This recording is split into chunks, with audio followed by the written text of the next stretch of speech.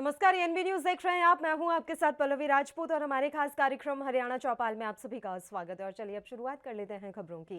मुख्यमंत्री मनोहर लाल ने ANB news से खास बातचीत में कहा कि प्रदेश का बजट न केवल अर्थव्यवस्था को शक्ति प्रदान करेगा बल्कि आने वाले 25 सालों में हरियाणा के विकास को तेज गति प्रदान करने का भी आधार बनेगा। जिस प्रकार से केंद्र सरकार ने इस साल के अपने बजट को अमृत बजट कहा है, उसी प्रकार हरियाणा के लिए यह वज्र बजट प्रस्तुत किया गया है। वित्तीय वर्ष 2022-23 के लिए हरियाणा का बजट आ चुका है। ये बजट अपने आप में कई इंपॉर्टेंस लेके आया है, जिसमें रेवेन्यू एक्सपेंडिचर काफ़ी कम किया गया है, कैपिटल एक्सपेंडिचर बढ़ा है और ये पहली दफ़ा ऐसा है जिसमें कई और महत्वपूर्ण बातें हैं, कई खूबियां हैं इस बजट में।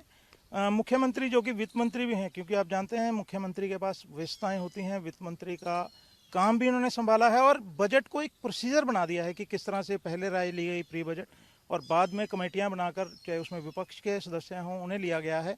मुख्यमंत्री जी हमारे साथ हैं, उनसे बात करेंगे। नमस्कार सर। सर ये बताएं कि आप इतनी व्यस्तताओं के बीच में, क्योंकि ये वित्त मंत्रालय भी काफ़ी महत्वपूर्ण है, कैसे सारा मैनेज करते हैं? देखिए, मैनेज करने का स्वभाव मेरा आज से नहीं है। मैं सामाजिक काम में आज से 45 साल 42 साल पहले लगा था 1980 में। तब से मैंने अपनी दिनचर्या, कैसे कब उठना, कब काम करना, कब दोपहर को विश्राम करना, कब रात को सोना, ये एक व्यवस्थित जीवन आज से 42 साल मैंने शुरू किया था। पहले वही सरकार में आने के बाद भी लगातार चल रहा है, उसमें कोई अंतर नहीं है। और व्यक्ति अपने आप को मैनेज करने के लिए एक कला सीख ले कि समय को खराब नहीं करना और जिस चीज़ पर जितना महत्व देना है उतना ही फोकस उस पर डालना, उतना ही समय लगाना। मैं निरर्थक बातों में कभी समय लगाता नहीं। व्यक्तिगत जो मेरी आवश्यकताएं होती हैं, सुबह घंटा 2 घंटे, शाम को घंटा 2 घंटे, दोपहर को 1 घंटा, इतना ही 4-5 घंटे दिन में। बाकी जो 18 घंटे उसमें से 12-13 घंटे वो केवल काम ये मैं करता हूँ और उसमें सबको साथ लेके चलता हूँ।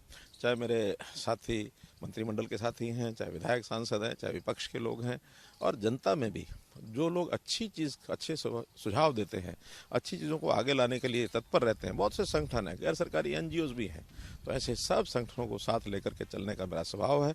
उसी में से इस बजट की जो 2 महीने 1.5 महीना मेरे जो एक्सरसाइज में लगा, 8 मेरी मीटिंग्स हुई, 450 लोग तो मीटिंग्स में आए, 100 लोग लगभग व्यक्तिगत रूप से जिन्होंने डाक द्वारा, जिन्होंने मेल द्वारा ये सारे हमको सुझाव भेजे, उन सब का संकलन करके जो अच्छी चीज़ें उसके अंदर लगाई हैं और एक अच्छा बजट कल हमने उसको पेश किया है।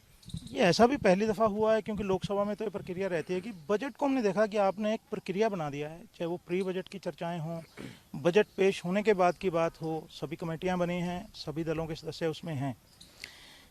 जो कमेटियां बनी हैं, कितने सार्थक सुझाव आपको उम्मीद है आएंगे? देखिए, पहले के जो सुझाव होते हैं वो उनकी लिमिट नहीं होती है, कोई कुछ भी बोलता है, लेकिन जब बजट बना करके उसको पेश कर दिया जाता है, उसमें हर एक स्कीम के लिए कुछ ना कुछ निर्धारित होता है।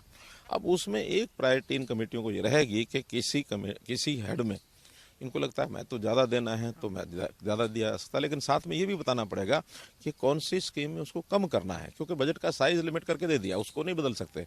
कहीं अगर 10 रुपये खर्च करने के बजाय 15 करने हैं तो 5 कौन से में कम करने हैं, ये उनको परामर्श देना पड़ेगा। और उसमें अगर हमें लगता है कि अच्छा परामर्श एक आया है, उन कमेटियों की रिपोर्ट को हम सदन में भी रखेंगे और उसके अंदर किस प्रकार का हमें सुझाव प्राप्त होते हैं, कितना उनका महत्व है, और ज़रूर उसमें जो समाहित करने वाले ज़रूर करेंगे। ये बताएं कि कैपिटल एक्सपेंडिचर की हमेशा जब भी बजट आता था ये था कि कम होता है और रेवेन्यू एक्सपेंडिचर ज़्यादा रहता है। आप ये बताएं कि किस कुशलता के साथ ये दोनों हेड जो हैं, कोई एक बढ़ाया है, एक कम किया है, ये किस तरह से सारा जो है किया गया? देखिए, कुल मिलाकर 2014-15 की मैं बात करता हूँ, उस समय कैपिटल एक्सपेंसेस का जो परसेंटेज था वो था 21-22%। अब बढ़ते बढ़ते इस वर्ष हमारा 30% से ज़्यादा हुआ है, जो 21-22 निकला। 21-22-30 से ज़्यादा 31 के लगभग। अगला जो 22-23 का हमने प्रोजेक्ट किया है उसमें 34% प्रोजेक्ट किया है। तो उस प्रोजेक्शन के 2 कारण हैं, महत्व कारण है। एक तो जो अलग से हमको हर साल रेवेन्यू बढ़ता है, बढ़ते हुए रेवेन्यू यानी रिसीट्स को हम रेवेन्यू एक्सपेंसेस में ना लगाएं, कैपिटल एक्सपेंसेस लगाएं, ये उसके पीछे की एक धारणा है। हम बहुत ज़्यादा जो रेवेन्यू एक्सपेंसेस होते हैं और ख़ास करके बहुत दबाव होते हैं, उन दबाव को हम फेस करते हैं कि दबाव, अननेसेसरी दबाव को हम कभी भी मानते नहीं हैं, लागू नहीं करते हैं। जनहित की जो बातें वो ज़रूर करते हैं और जनता को समझ में आता है, क्योंकि दबाव डालने वाले बहुत कम लोग हैं, लेकिन जो आम जनता है वो उन चीज़ों को समझती है कि हाँ, इन्होंने ये काम जो है कैपिटल के इन्वेस्टमेंट के ये ज़्यादा किए हैं। हम जो लोन भी लेते हैं उसमें भी अधिकांश यानी हाँ नहीं रीपेमेंट जाता है, लेकिन फिर भी जो बचता है वो हम कैपिटल एक्सपेंसेस में लगाते हैं। लेकिन जैसे इस बार हमने 50,000 का नया लोन लेने की 55,000 करोड़ रुपए का नया लोन लेने के प्रपोजल दिए हैं। इसके अंदर लगभग 31-32 हजार करोड़ तो रीपेमेंट में जाएगा और बाकी 22-23 हजार करोड़ रुपए हमने कैपिटल एक्सपेंसेस में रखा है। तो कैपिटल एक्सपेंसेस में ज़्यादा रखना ये प्रारंभ से नीति होती है, उसको हम इम्प्लीमेंट करते हैं और उसके बाद फिर भी जो हमारे विपक्षी मित्र हैं उनको चिल्पो तो करनी है कि कर्ज बढ़ गया, ऋण बढ़ गया, कर्ज बढ़ गया, और वो जैसे जैसे उदाहरण देते हैं आपको पता ही है। हाँ। एक उदाहरण वो और देते हैं क्योंकि वो आपके संदर्भ में ही है, तो वो भी पूछना उसकी, क्योंकि आप भी प्रतिक्रिया देंगे। वो एक उदाहरण लगातार ये आता है कि कर्ज लो घी पियो कौन पूछेगा। 4 वाक का एक सिद्धांत है, उन्होंने कभी सिद्धांत दिया था, पता नहीं किस संदर्भ में दिया था, यावत जीवेत सुखम जीवेत ऋणम कृत्वा घृतम पीवेत, कि ऋण लेके भी घी पीते रहो, मौज रहो, मस्ती करो। लेकिन हम उस पर नहीं करते हैं। हमारा एक एक पैसे का आना पाई का हिसाब होता है। मैं तो अपने इस सारे सिस्टम, सीएम जो सिस्टम है, इसमें भी ज़्यादा खर्च कभी नहीं होने देता। कम से कम खर्च में कैसे काम चल सकता है। पहले वर्ष में जब मैं आया 2015 में, इर्द गिर्द सिक्योरिटी जो थी, मैंने हिसाब लगवाया तो 1200 लोग इस सिक्योरिटी में, चाहे दिल्ली में, चाहे हरियाणा में, चाहे अलग अलग स्थानों पर जहाँ मैं जाता हूँ, 1200 से लोग ऊपर लगे हुए थे। हमने आते ही 500 लोग कम कर दिए। 500 लोग कम करने का मतलब होता है कि एक जिले का पूरा जो बजट है सुरक्षा का, वो उसमें से निकल जाता है। तो एक एक चीज़ का हम ध्यान करते हैं। तो इसलिए कभी भी एक्स्ट्रा फालतू खर्च कहीं नहीं होने दिया। लेकिन जैसे मैंने कहा, कहावत है, वो कहावत बोलते हैं, लोगों को लगता है कि वाह बहुत अच्छा बोल रहे हैं। अच्छा ये बताएं, आप अंतिम व्यक्ति तक पहुंचने की बात हर दफे करते हैं, चाहे बजट की बात हो या अपने संबोधनों की। इस बार नहीं किया मैंने। किया है, मैं वही जानता कैसे जाएंगे। नहीं, मैंने बदल के किया है। अंतिम व्यक्ति तक पहुंचने की बात मैंने नहीं कही। मैंने कहा मैं अंतिम व्यक्ति से शुरू करूंगा, अंतिम व्यक्ति से शुरू करूंगा। और उसके लिए एक मेथड बनाया है, मेथोडोलॉजी। परिवार पहचान पत्र बनाया, उसमें हर एक परिवार का डाटा ये हमने इकट्ठा किया। और उसमें सबसे पहले यानी हमने जो सर्वे कराया, जो कहते हैं 25,000 रुपये से भी मेरी साल की इनकम कम है, इनकम सर्वे करा लिया। उसके बाद 50,000 रुपये वाले हैं, उनका इनकम का वेरिफिकेशन करा लिया। क्या सच बोलते हैं, झूठ बोलते हैं। स्वाभाविक है, बहुत लोग जो है वो बहुत कम करके इसलिए बताते हैं शायद सरकार का कोई लाभ मिलेगा। हमने ओपन नहीं चीज़ें छोड़ा, हमने सरकारी सिस्टम से, मशीनरी से इनकम वेरिफिकेशन कराई है। और 1 लाख रुपए तक के लोगों की हमने जो वेरिफिकेशन वो करवा चुके हैं। अब 1 से 80 वाली भी करानी है। उसमें बहुत लोग हैं जो उस श्रेणी में से ऊपर बढ़ते चले जाते हैं। आज भी लगभग 11 लाख परिवारों की पहचान हो गई है जिनकी इनकम वेरिफिकेशन करके 1,80,000 से कम है। उनको हम बुला रहे हैं, बुला करके व्यवसाय उनका कैसे अच्छा हो, अपने पैरों पर कैसे खड़े हों। फ्री बीज देना ये कोई बहुत समझदारी वाला निर्णय नहीं है। हम तो उनके अपने पैरों पर खड़ा करना, उनकी आय बढ़ाना, उनका हाथ हमेशा ऐसा मांगने वाला ना रहे, तो इसलिए उनके पैरों पर खड़ा रखेंगे तो स्वाभिमान की ओर वो बढ़ेंगे। स्वाभिमान व्यक्ति कमाता है, खाता है, तो अपना, हाँ, जो गरीब इसके बाद भी जिसकी आवश्यकता है उसकी सहायता करते हैं और वो लगातार चल रही है। आपके पड़ोसी राज्य बड़े पॉपुलिस्ट बजट दे रहे हैं, आपका भी तीसरा बजट है। आमतौर पे माना जाता है जो बीच का बजट होता है पॉपुलिस्ट होना शुरू हो जाता है। हमने कभी भी इस पर ध्यान नहीं दिया, क्योंकि पड़ोसी राज्य के तो चुनाव थे, उन्होंने पॉपुलेशन दे दिया। मैं कहता हूँ चुनाव के समय भी हमने जो हमारा 2018-19 का बजट था उसको भी पॉपुलिस्ट कभी नहीं बनाया। 19 में हमारे चुनाव थे।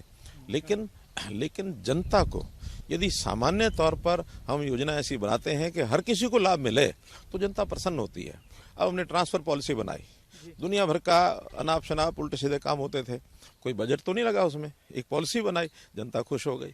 हमने मेरिट पर नौकरियां देने की बात की, उसमें बजट तो नहीं लगा, एग्जाम लेने थे और एक शुद्ध तरीके से कि पर्ची खर्ची नहीं चलेगी, बजट तो नहीं लगा, जनता खुश हो गई। इस प्रकार से हमने बहुत ऐसे काम किए। सीएम विंडो का काम किया, जनता के पैसे बचे, आना जाना इधर उधर भाग दौड़, उसके अंदर जनता को प्रसन्न हो गया लगा। हमने भ्रष्टाचार रोकने के लिए आईटी का उपयोग किया, जो सारी सेवाएं योजनाएं वो सब उसके घर तक पहुंचाई। उसमें सिर्फ आईटी का सिस्टम है, उतना ही बजट लगा, बहुत बड़ा नहीं। वो भी हमने इन हाउस सिस्टम बनाए। हमने कोई बहुत बड़े कंट्रैक्टर बुला करके आईटी सिस्टम खड़ा नहीं कराया। जो आईटी सिस्टम दूसरे प्रदेशों में 200-200, 400-400 करोड़ रुपए लगता है, हमारे 10 करोड़, 5 करोड़, 15 करोड़ में तैयार हो जाता है। तो ये सारी चीज़ें हम बहुत सोच समझ के करते हैं कि हमारा रेवेन्यू का खर्च कम हो, कैपिटल एक्सपेंसेस ज़्यादा हो, सेवाएं घर तक पहुँचे और गरीब की सहायता हो। ये सारे हमारे मोटे हैं। कोई ऐसा बिंदु है जो इस बजट में, मतलब जो आप करना चाहते हो या बाद में आफ्टर थॉट रहता है, वो छूट गया हो?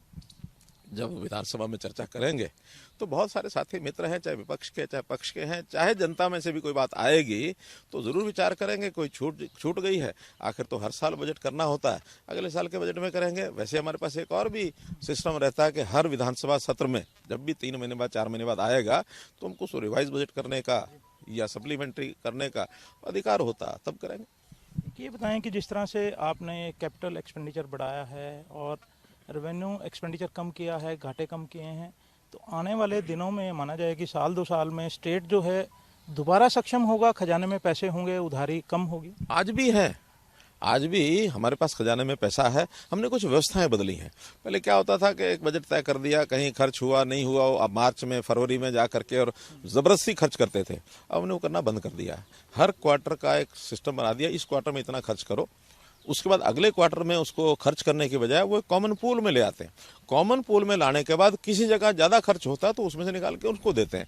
तो हमारे फाइनेंस डिपार्टमेंट ने व्यवस्थाएं बड़ी अच्छी कर दी हैं जिसमें से हमको परेशानी नहीं होती है। इसलिए हम आगे कोई भी ऐसी स्थिति नहीं आने देंगे कि बजट हमारे काबू से बाहर हो जाए। हम जीएसडीपी का जो ऋण डेट रेशो होता है उसका वो 25% से नीचे रखना हमारा काम है। कभी 22%, कभी 24%, कभी 23% वो हमारा होता है। केंद्र से शायद इसीलिए आपको तारीफ मिलती है। निर्मला सीतारमण जी आए, उन्होंने आपकी फिस्कल मैनेजमेंट की काफ़ी तारीफ की।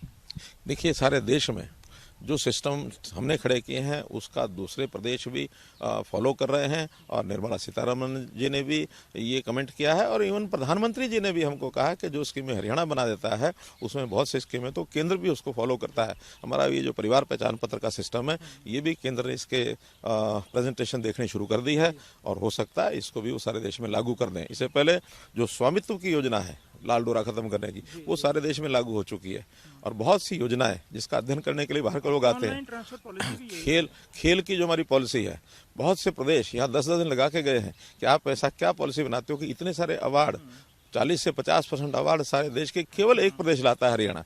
तो ऐसी बहुत सी पॉलिसीज है जिसमें हम आगे लगे हुए हैं और मुझे लगता है कि हरियाणा इसमें एक लीडरशिप हमारी बनी रहेगी। हम आगे और बढ़िया काम करते रहेंगे। हमारी शुभकामनाएं आपके साथ हैं। शुक्रिया सर। तो ये है मुख्यमंत्री मनोहर लाल जिन्होंने स्पष्ट तौर पर बजट को लेकर जो है सारी विवरण जो है हमें दिया है और साथ में ये भी कहा कि आने वाले समय में जो है बजट और बेहतर होगा। इसके साथ साथ उन्होंने ये भी कहा विपक्ष को क्योंकि आलोचना करनी होती है तो इसलिए आलोचना की जा रही है। बुलेटिन में खबरों का सिलसिला लगातार जारी रहेगा। यहाँ रुकते हैं एक छोटे से ब्रेक के लिए। आप बने रहिए हमारे साथ।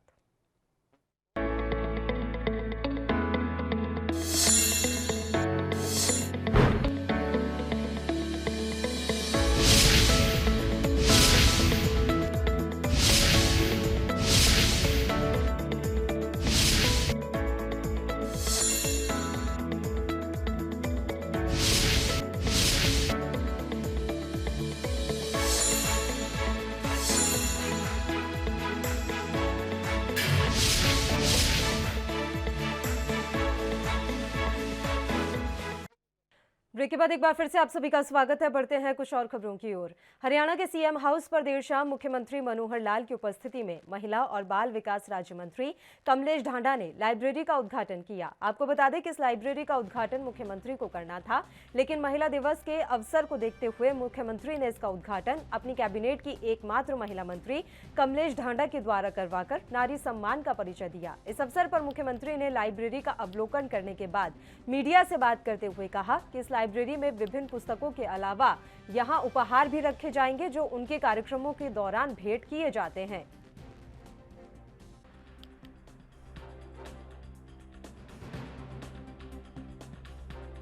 पिछले कई वर्षों से लगातार जो कुछ भेंट मिलती थी या जो पुस्तकें भी इस नाते से भेंट में आती थी, उन सब का एक भंडार जो मेरे आवास पर रखा रहता था और उसमें बहुत उपयोगिता उसकी हो नहीं पा रही थी। मुझे तो बहुत समय मिलता नहीं था, लेकिन यह है कि इसको सार्वजनिक रूप से इसका कैसे उपयोग किया जाए, उसी में से एक योजना बनी कि हम एक इस आवास में ही एक लाइब्रेरी और जो भेंट मिलती हैं उनका एक संग्रहालय इस प्रकार से बनाया जाए। तो हमारे ओएसडी जो सीएम रेजिडेंस हैं भुवेश्वर दयाल, उन्होंने इस सारे को अंजाम दिया है और आज एक पुस्तकालय बना है। संयोग से बजट सत्र चल रहा है तो हमारे सारे विधायक यहाँ पर उपस्थित थे, तो उनकी उपस्थिति में आज एएनबी न्यूज से खास बातचीत में हरियाणा के बिजली एवं जेल मंत्री रणजीत सिंह ने कहा कि मुख्यमंत्री मनोहर लाल ने सभी वर्गों के लिए एक संतुलित बजट पेश किया है। बजट से पूर्व मुख्यमंत्री ने प्रदेश के सभी विभागों से सुझाव लिए और जमीनी स्तर पर जो बदलाव किए जा सकते हैं उन्हें ध्यान में रखते हुए यह बजट प्रस्तुत किया है। हरियाणा का बजट आ चुका है और ये बजट कैसा है, विपक्ष अपनी बात कर रहा है और सत्ता पक्ष अपनी। हमारे साथ इस समय मौजूद हैं राज्य के विद्युत एवं जेल मंत्री रंजीत चौटाला। उनसे हम जानेंगे कि वे बजट पर क्या कहते हैं, उनकी क्या प्रतिक्रिया है। नमस्कार सर। सर ये बताएं कि बजट को आप किस तरह से लेते हैं? बहुत बढ़िया बजट है। हमारे माननीय मुख्यमंत्री जी ने जब सारा बजट तैयार करा, हर मिनिस्टर को बुलाया, सब ऑफिसर्स को बुलाए, अलग अलग से सबसे इनपुट लिया। पिछले 1 महीने से केवल इसी एक्सरसाइज पे लगे हुए थे। 7 साल का उनका एज चीफ मिनिस्टर एक्सपीरियंस है। जब चीफ मिनिस्टर होता है तो वो एक फाइनेंस मिनिस्टर नहीं होते, वो पावर मिनिस्टर भी वही है, इरिगेशन भी वही है, एग्रीकल्चर, क्योंकि सभी को मॉनिटर वही करते हैं। और उनका डबल कॉन्फिडेंस था कि एक चीफ मिनिस्टर हैं, दूसरे फाइनेंस मिनिस्टर हैं, तो उन्होंने जो बजट बनाया बहुत बैलेंस्ड बजट है। जब अर्थव्यवस्था पिछले कोविड करके जो 3 लहरें आई, सब कुछ चरमरा गया था, उसमें बिना टैक्स लगाए ये बजट आ जाना, मैं समझता हूँ कि बहुत एक आश्चर्यजनक काम हुआ है। बहुत बढ़िया बजट आया है जिसमें आम आदमी के लिए, जो गांव में बैठा है गरीब आदमी, उस तक भी ये पैसा पहुंचे, उसका वेलफेयर हो, इन बातों का ध्यान रखा गया। हम देखें विपक्ष जो है, खासकर कांग्रेस पार्टी जो है, इस पर संतोष व्यक्त नहीं कर रही है और कह रही है कि ये कोई ज्यादा खोखला बजट है। मैं एक बात आपसे पूछूं, आप तब से हाउस देखते रहे, मैं भी हाउस में रहा हूँ, कभी जो सरकार होती है उसकी विपक्ष ने कभी तारीफ करी है क्या बजट की? आज तक नहीं हुई। हमेशा अपोजिशन का काम होता है, उन्होंने जिंदा रहना है, उन्होंने लोगों में जाना है, उन पे कोई इश्यू होता है नहीं, वो केवल सरकार के काम के को क्रिटिसाइज करेंगे ना, एंटी इनकम्बेंसी पे लाना चाह रहे हैं कि सरकार को, वो हमेशा ऑफेंसिव रहेंगे कि हर बात को सरकार को हम उस पर अटैक करें। आलोचना निराधार लगती है आपको? बिल्कुल कोई दम नहीं है, ऐसा बजट हो ही नहीं सकता, कभी आया भी नहीं। अच्छा, इस बजट में खास बात हमने नोट की है, जो रेवेन्यू एक्सपेंडिचर है उसे कम किया गया है, कैपिटल एक्सपेंडिचर बढ़ाया गया है। आम लोगों के लिए बताएं कि कैपिटल एक्सपेंडिचर जब बढ़ता है तो उसके क्या फायदे राज्य को होते हैं, क्या फायदे राज्यवासियों को होते हैं? देखिए, इकोनॉमिक्स का सिद्धांत है कि जब प्रोडक्शन बढ़ती है तो भाव गिरते हैं, जब प्रोडक्शन घटती है तो भाव बढ़ते हैं। हमारे सीएम साहब ने, जब अर्थव्यवस्था कतई चरमरा गई थी, पूरी दुनिया की हालत हो रही थी, कल आप यूक्रेन में देख रहे हैं क्या हालात हो रहे हैं, एकदम प्राइसेस शूट अप करी है, इसमें बिना टैक्स लाए बजट ला लेना, ये अपने आप में एक बहुत बड़ी बात है। तो ये हैं चौधरी रंजीत चौटाला, जिन्होंने बताया कि बजट जो है एक बढ़िया बजट है। हालांकि इन्होंने कहा कि विपक्ष का काम है इसकी आलोचना करेंगे, क्योंकि ऐसा अक्सर होता है। इसके साथ इन्होंने अपने महकमे की योजनाएं भी बताई हैं कि आने वाले समय में ये क्या क्या करने जा रहे हैं। एएनबी न्यूज के लिए चंडीगढ़ से कैमरामैन रिजवान के साथ राकेश गुप्ता। मुख्यमंत्री अंत्योदय परिवार उत्थान योजना के तहत एसडी कॉलेज अंबाला छावनी में अंत्योदय मेले का आयोजन किया गया। मुख्यमंत्री अंत्योदय परिवार उत्थान योजना के तहत आयोजित इस मेले में विभिन्न विभागों के स्टॉलों के माध्यम से यहां पहुंचे योग्य पात्रों को सरकार द्वारा क्रियान्वित योजनाओं के बारे में विस्तार से जानकारी दी गई और उनका मार्गदर्शन किया गया, ताकि वे अपनी रुचि के अनुसार योजना का लाभ उठाते हुए स्वावलंबी बन सके। नगर परिषद के सचिव राजेश कुमार ने बताया कि सरकार की मंशा है कि प्रदेश के प्रत्येक जरूरतमंद गरीब परिवार को किसी न किसी सरकारी योजना के तहत लोन दिलाकर आत्मनिर्भर बनाया जाए। इस कार्यक्रम में अधिकारी व्यक्तिगत रुचि लेकर संबंधित को योजनाओं का लाभ दिलाएं।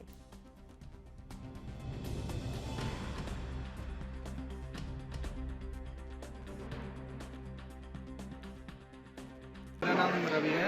यहाँ पे आज मुख्यमंत्री उत्थान योजना मेला जो कि एसडी कॉलेज पे लगाया गया है, इसमें शहरी गरीब लोगों को विभिन्न स्कीमों से जोड़ा जा रहा है और इन लोगों को राष्ट्रीय शहरी आजीविका मिशन के तहत कार्य शुरू करने के लिए ऋण दिया जा रहा है और लोग काफ़ी उत्साहित हैं और मौके पर इनका लोन फॉर्म भरकर बैंकों में भेजा जाता है, स्वयं रोजगार शुरू कर सकते हैं। Just ward sector municipal council Ambala से आज तीसरे चरण के तहत जो ये मुख्यमंत्री परिवार उत्थान योजना अंत्योदय मेले का आयोजन एसडी कॉलेज में किया गया है। इसमें सभी को जो लाभार्थी थे, 2900 के आसपास, इनको सभी को तालीम की गई है। नगर में मुनादी वगैरह करवाई गई और विज्ञापन वगैरह अखबार में ऐड दी गई और जितने भी इसके अपना जो एरिया वाइज जो प्रदान है उनको भी यहाँ इस तहत सूचित किया गया। तो यहाँ पर ये जो मेन उद्देश्य है, जैसे कि माननीय हमारे मुख्यमंत्री था कि हर व्यक्ति उसको इस योजना का जो लाभ मिले और जो तो अपना जो स्वरोजगार वगैरह स्टार्ट करके अपनी आमदन को बढ़ा सके। तो इसी योजना के तहत आज यहाँ पर ये जो 18 डिपार्टमेंट्स हैं उसका जो स्टॉल लगाया गया है और इन सभी लोगों को अपना काउंसिल डेस्क के माध्यम से इन योजनाओं से जोड़ा जा रहा है और अपना बैंक के भी यहाँ जो सभी अधिकारीगण यहाँ मौजूद हैं ताकि मैं ज़्यादा से ज़्यादा लोगों को सभी को इस योजना का लाभ मिल सके। हाँ, लोगों का इंटरेस्ट भी है, रुझान है और उनको हमारा ये उद्देश्य है कि वो किसी न किसी योजना से उनको है या उसका लाभ। हरियाणा में शिक्षा विभाग द्वारा सरकारी स्कूलों में वार्षिक परीक्षाएं करवाने के लिए शेड्यूल जारी कर दिया गया है, जिसके बाद अंबाला में शिक्षा अधिकारी परीक्षा आयोजन की तैयारियों में जुट गए हैं। वहीं डीईओ ने बताया कि इसी विषय पर आज सभी स्कूलों की डीओ की एक मीटिंग बुलाई गई थी, जिसमें किस प्रकार परीक्षाएं करवानी है उसके दिशा निर्देश दिए गए हैं। कोरोना काल के कारण स्कूली बच्चों की शिक्षा का ये सत्र भी काफी प्रभावित रहा है। वहीं अब बच्चों द्वारा की गई साल की मेहनत का निर्णायक समय आ चुका है, क्योंकि आगामी सप्ताह से सभी बच्चों की वार्षिक परीक्षाएं शुरू होने जा रही हैं।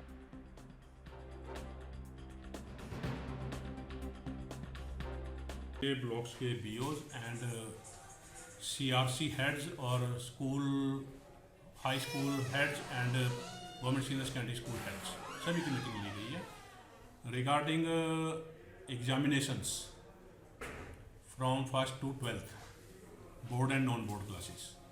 तो उसमें बैठने के लिए बच्चे को क्लासरूम में बैठाएं और एक सही तरीके से बच्चे का एग्ज़ाम लें और दूसरा उसमें एग्ज़ाम के दौरान समुचित व्यवस्था हो बैठने की भी और पीने के पानी की और टॉयलेट्स की सारे अरेंजमेंट हो, ये सबको हिदायत दी गई है।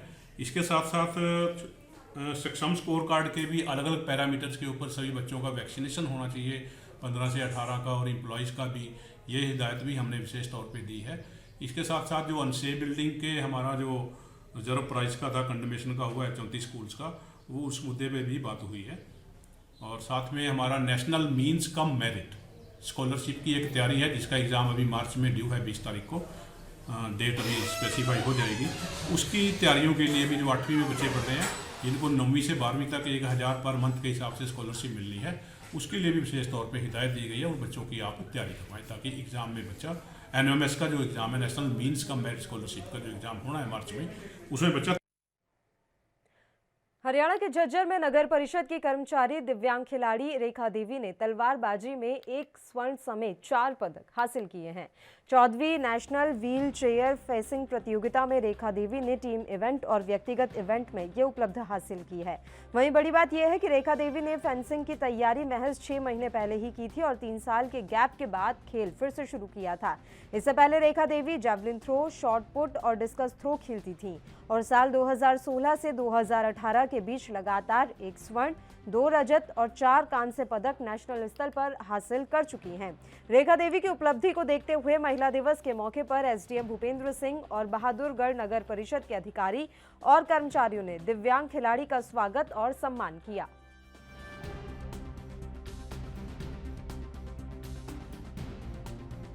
गत माह में फरवरी 2022 में national wheel chair fencing championships 2022 का इवेंट हुआ था, जो कि भुवनेश्वर में कंडक्ट किया गया था, उड़ीसा स्टेट में। यहाँ पर हमारे MC Bahadurgarh, municipal council Bahadurgarh की एक एम्प्लॉई हैं मिस रेखा देवी।